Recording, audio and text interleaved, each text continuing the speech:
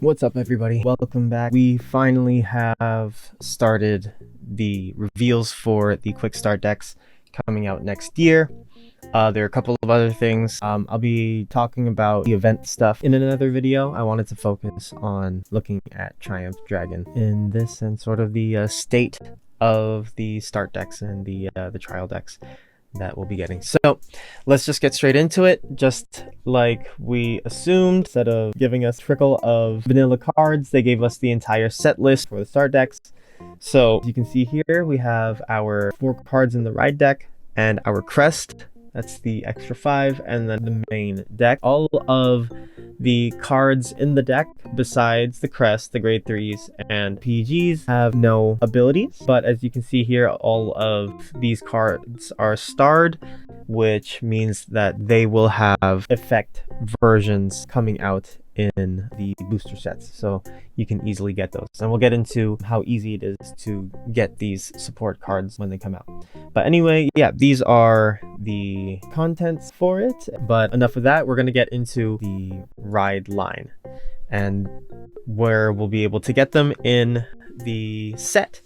And I think that this is really good, because usually we would always we'd have like the grade 1 or the grade 2 at single R, but everything in the ride line is common, and I think that's really good, because it makes commons a lot more important.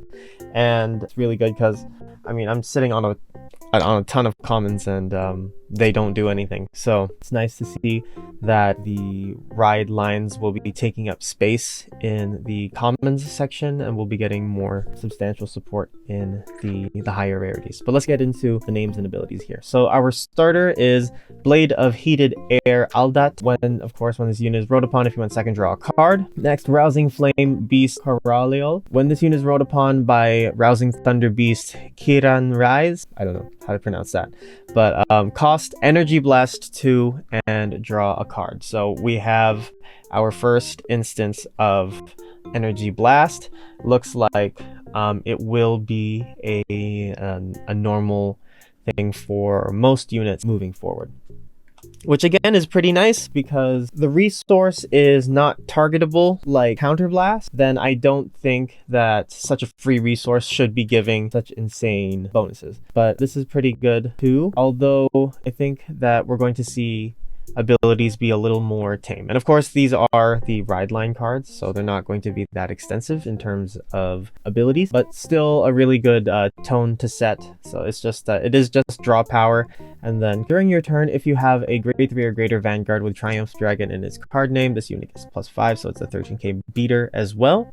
So I guess there are potential reasons to run more than one copy in the deck. We'll have to see. Rousing Thunder Beast Kiran Rise. When this unit is rode upon by a grade 3 with Triumph Dragon in its card name, you may call this card to rear. If you didn't call, energy charge 3. Then continuous from Guardian Circle. If you have a grade 3 or greater Vanguard with Triumph Dragon in its card name, this unit gets 10k shield. I definitely like the 15k shield value that the grade 2 brings. If you call it out and opt to not take the energy charge 3, you would potentially, let's see, if we were to calculate it, if you're going first, so let's see, if energy generation doesn't happen on the first turn, if you're going first, you get 3 on turn 2, so you're able to use 2 to draw a card, so you're left with 1. And then the next turn, you gain 3 right away, so you're either at 4 or 7. So you're either future-proofing yourself for turn 4, or you are taking an extra body on the field. So that's an interesting trade-off. I don't know how to feel about that, but yeah, pretty interesting. Next, we have the dragon himself. Yeah, Rousing Thunder Dragon, Triumph Dragon. Let's see. So from Act Vanguard, once per turn, Counterblast 1. Search your deck for a copy with the same name as this unit. Reveal it. Put it into your hand. Shuffle your deck, and this unit gets plus 10k until end of turn. So it is just a straight up Persona Ride search. Is very plain and simple. And then he also gets 10k. And then the second ability is when this unit attacks, you can energy blast 4, choose one of your opponent's rear guards, retire it, and this unit gets plus 5k and 1 crit until end of battle. So again, the energy blast skill feels a lot like early G, where the generation break 2 would be like Chrono Jet, for example, like plus 5k and guard restrict. So I think it's pretty nice. I think it's decent for a start deck. Now, I have to preface this, it's decent for its price in Japan, not so much in English. But we'll get into that later on, since it does tie into this deck and all the videos that we'll be doing for decks in the future. But I think that it is a good card to teach new players how to play the game, and one, to show off old mechanics through the counterblast and persona writing, and two, it has our dip as well into bigger energy blast abilities. I think it's good as a beginner card. I think it's decent as well because as soon as you ride this thing, you guarantee persona. So if you can build a deck around that, that's pretty good. But it also does introduce field interaction with the retire, which is the biggest thing with Dragon Empire. So I think that it does cover all the bases for a very solid first deck for a new player. As someone who is already very familiar with the game, it makes me really sad that I have to pay 20 bucks for each of these, and not because of the deck value being high, but just because a bunch of extra things that arguably are, aesthetically pleasing, but could have been done away with. And it really sucks. I can't, I was going to talk about it later. This is Triumph Dragon. I wouldn't say that I'm underwhelmed by its abilities. I didn't have very high expectations for what these things were going to do in the first place, but it feels like it needs a little more sauce, if that makes any sense, because the 10k in search is very uncharacteristic. I guess it's hard for me to tell right now how this deck is because we don't have any apples to apples comparison to it. I guess we have to wait for the rest of the decks before I give any tier lists. So I'm going to leave it at that. I'm not underwhelmed by it. I'm I'm lukewarm on it. It's consistent, it's strong, and it also is sustainable as long as you don't call your grade 2 out. Because calling this out makes you skip being able to activate your crit on turn 4 if you're going first. I'd say it's pretty good. It gives itself a crit through a resource that you can't deny your opponent. So I think that is pretty good. Being able to guarantee your persona rides every turn from turn 3 is crucial as well. Again, as a learn how to play Vanguard unit, it is a very solid card. As for its thematics, I'm not seeing very much direction in terms of support, because the 4 cards that we get, the 4 vanilla cards that have abilities that we get in the set are pretty generic as well. I feel like Bushi could have just put these in. I am hoping, actually no, I don't even think it's possible anymore, but if we are getting these as trial decks, it would have been nice to just get these as the effect versions. But I'm not really seeing any direction the play style of this deck is going towards, because it seems very focused on itself. It is a start deck, I understand that. So expectations should be low in terms of variety of build, and of course we are at the beginning again, this new series. So next we have these 4 cards. We have Stealth Dragon, Kuden Musubi. When this unit is discarded from your hand during your ride phase, you may call this card to rear guard as rest. Okay, so it's a modified version of the 6k units that we would get the same ability off, just that this time it's 8k and it's called as rest, so there's a bit of summoning sickness there. But you do get a full body, and it is a common. Oh no, it's a rare, never mind. So I have to keep that in mind as well. I guess it's decent for setting up future turns, but then you also have to pull into question whether it'd be worth doing it that way. So next we have doing it that way, because they don't do anything else after that. All right, next we have Strike Dragon Spino Assaulter. Once per turn from rear, when your opponent's rear guard is retired by the ability of your grade 3 or greater. Okay, so here we go. A little bit of synergy, some generic retire synergy here. So it's a 20k beater. Nice, and it's a common. Pretty plain and simple there, so I'm not gonna go into it anymore. Next, we have Drag Ritter Yumna. Her ability is auto from rear. When this unit attacks, if your opponent has 2 or less rear guards, counter blast 1, energy blast 2, draw a card, and this unit gets plus 5k until end of battle. She's a 13k body. Also draws you a card for a CB and an EB 2. I guess it's all right. It's early divines. I guess it is forgivable that we have high cost, low reward cards like this, and it is only a rare, so it makes sense. And then last we have Stealth Fiend of Throwing Daggers Kageichi. When this card is discarded from your hand during your ride phase, Soul Blast 2 and draw a card.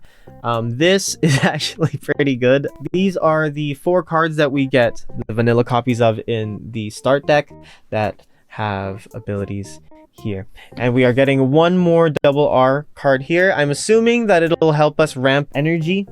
I'm hoping that it helps us ramp energy, or else you'll never want to call Kiran Rise out. You'll just always want to take the energy charge 3 and be able to get that crit for the next 3 turns. And then last but not least, people were pointing out the numbers on each of the cards and wondering what those were. I originally thought that it just said 4 because it's an energy blast 4, and I guess some card games do that, but turns out that these are a specific way to stack your deck. And the reason that you want to stack your deck a certain way is because you can follow along through a tutorial video and sort of go through the motions of the game as the video progresses, and your deck will line up with what's going on in the video card for card, so you don't get lost, and you're also able to have a guided play. Let's look at energy very quickly, because I want to, at least within just the context of Triumph Dragon, because I think it's important to look at the sustainability of activating its energy blast ability, depending on whether we go first or not, and whether or not we call the grade 2 out from the soul on ride. So if we're going first, we don't let's see, if we're going first, turn 1 we get 0, turn 2 we get 3. So sorry for the scuffness. This is all impromptu, so I'm kind of just learning this as well. Okay, so turn 3 is kind of where this is kind of where our nexus point begins. So turn 3 we are either at this point we're at Triumph Dragon. So first things first, our grade 1 has an energy blast 2 for a draw. Now, so -2 to draw, so that brings us to 1. So I'm just going to, total is 1. And then here, end of turn 1 we have 0, turn 3 we have 4. I'll do this one with calling. So calling the grade 2. So if we call the grade 2, that means we don't get the energy charge 3, which gives us this. Now, if we activate Triumph turn 3, +3 -4, this is Triumph, we are left with 0. Turn 4, we gain 3, which leaves us at 3, and we can't activate Triumph again. Now, this kind of sucks because there's one turn that you lose that crit pressure, and depending on how well your grade 3 turn went, this is the one turn where you have some of the most pressure, because ideally your opponent hasn't fully settled into their combo lines yet, and you have Persona. So the fact that you have Persona but you can't get that extra crit sucks. It sucks so much, all because you call the grade 2, and then so on and so forth. So turn 5 you gain 3 again, and then pattern continues. But let's take this again, and then no call the grade 2. So we go here, we go +6 all together, and then -2 to draw. We have 4. By turn 7, we use 4 for the first triumph. We're down to 3, and then turn 4, we're at 6. So we would go -4 again for triumph. It's down to 2. Turn 5, same thing. So we go +3, -4 for triumph. And then we're down to 1. And then turn 6 is kind of where we need to start worrying about things, because after turn 6 we don't have any more leftover energy from our initial not calling the grade 2 to get us that crit. So if the double R's that we get in the set help us ramp energy, then those will be very important. And if energy is going to be if it's going to be specific to Triumph Dragon, it'd be a lot better. If it's generic, then we're kind of screwed, because people will take that and the faded ones, and then Triumph Dragon players just won't have the chance to try it out. So I'm just going to finish this final one here, and then -4 for Triumph, and then we're down to 0. So that is what we're looking at for going first. So you have about 4 turns of straight crit if you don't call the grade 2. And if you do call the grade 2, you get 1 uninterrupted turn. You lose momentum turn 4. You get it back turn 5, but I don't know, +3, and then we go -4 for Triumph. So 3 + 3, 6, 2, and then 1, 0. So you get that one sort of hiccup turn where there's no crit pressure, but then you still get the rest after. I think it would just be better to not call the grade 2. I believe in consistent pressure, and if you give that up for even a second, especially in the mid game, you can find yourself down so much further ahead. So yeah, I think the call is to just not call the grade 2. Okay, so I'm gonna copy this, and we're gonna go and look at what the energy cost looks like going second. 3 on turn 1, and then we get 3 again, so 6 -2 to draw. Okay, so going second, actually you could call the grade 2 and still have the same amount of energy to go, or if you don't, if you no call the grade 2 going second, this goes to 6 here on turn 2, which kicks you up to 7.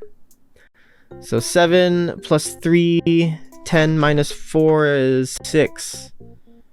And then 6 + 3 is 9, -4 is 5. Yeah, so it's just a steady decrease like that. Again, this is all only if you're activating the grade 1 to draw 1 off of the ride, and Triumph Dragon's crit. Doesn't take into consideration using, I forgot her name already, but using her, you could still probably do it somewhere. It looks more feasible to do going second, just because you do get that extra little boost. But if you were to do this, I would probably keep the grade 2 in the soul, use that extra 3 to get the draw off of her, because that's also pretty good. And then you can also just soul blast the grade 2 out and draw again off of the Stealth Fiend here. So yeah, all in all, it feels very basic. I don't think it's boring. I think it's interesting. The whole new layer that we have with energy as a resource is going to add a lot more intricacies to the game, especially that it is a resource that, again, I say this a lot, but because it is a resource that is undeniable, it'll be very interesting. And we may even get a deck that does deny energy, and that'll probably be broken. So we'll have to see. what we get going forward. But yeah, what do you guys think of Triumph Dragon? It is pretty, like I said, it is pretty cool. I think everything's pretty cool, but I will have to say that it is more worth it on the Japan side of things than it is for the global side of things. Because if I was a new player, I would not spend $15 on sleeves on my first deck. I'd rather spend $15 on the deck. I would have preferred a trial deck without the sleeves with the effect cards. I can get sleeves for $4 and I'd be able to spend the exact same amount of money buying a traditional trial deck that has the effect versions of the cards in it and some cheap sleeves, and it would be a lot more practical that way. I think I'm not going to say it's a terrible idea. I don't think it's a good one. The box that can be used as a deck box is great, and the sleeves right away is also nice, but if the substance is not good, you're not going to draw people in, because the deck is so the deck as a starting point is so expensive, and almost nothing has any abilities. You only learn half the game with these start decks, and you have to spend $20 to get them at $20 Canadian. But I don't think that the value is there for the English version of things, and it sucks. Am I still gonna buy one of each? Yes, obviously, because I'm addicted to this game. But if I were somebody that wanted to try this game out, I would rather just buy an overdressed start deck and then pick up 4 extra cards and do it that way instead. But we'll just have to see what happens with the global version of it. I'm hoping that they do some kind of adjustments to them to, you know, make these decks a little bit more worth our while. But yeah, that is it. Sorry for leaving it on such a critical note. I didn't want to end it there, but that's where it ended. Anyway, guys, thank you so much for watching. I'll be covering all of the Spring Fest and the format change stuff in another video. Again, I just wanted to focus on Triumph Dragon in this one because I was really excited for this one to come out, and again, I am not super blown away by its ability, and I was never expecting to be blown away by its ability, but it is definitely a type of deck that I like to play. It's just a constant pressure deck with very easy resource management to think about. So yeah, I'll leave it there. Thank you again so much for watching. Leave a like and subscribe, and I'll see you in the next one.